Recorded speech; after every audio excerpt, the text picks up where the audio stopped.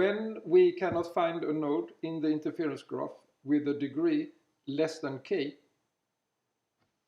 I mean with fewer than k neighbors, then we must decide which variable to remove from the interference graph without pushing it. That means assigning a memory location on the stack to that variable. So it will not be considered for register allocation any longer.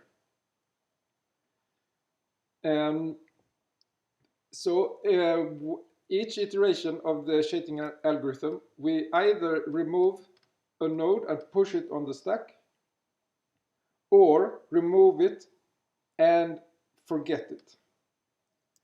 As we can see, the interference graph will be simplified in each iteration, and eventually it will be empty.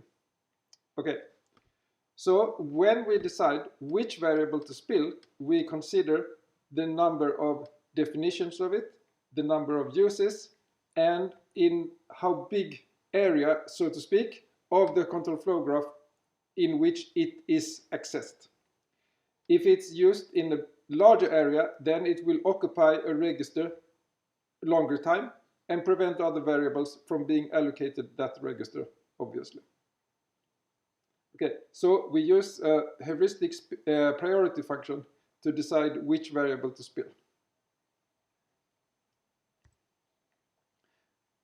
On a RISC machine, where we must use a specific store instruction to save something in memory, we need to insert a new temporary variable if we spill A. So here we create a new temporary variable, T1, and that one is supposed to be allocated a register. It will for sure. And then we write that value to the memory location for A. And when we use A, we copy it to another temporary variable and then use it in a register here. Such temporary variables, they are called tiny live ranges. A live range is a range of instructions, either in one basic block or in multiple basic blocks. A live range starts at the definition of a variable and ends at the last use of that variable.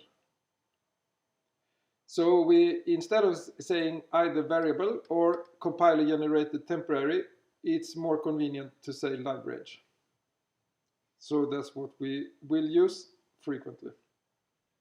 Okay, after we have inserted these tiny live ranges and the graph has become empty, then we redo the live variables analysis, because now we need to take the tiny live ranges into account for a new interference graph. And then we we continue and repeat the allocation, and eventually there will be no spills, and then we can select registers for the non-spilled variables.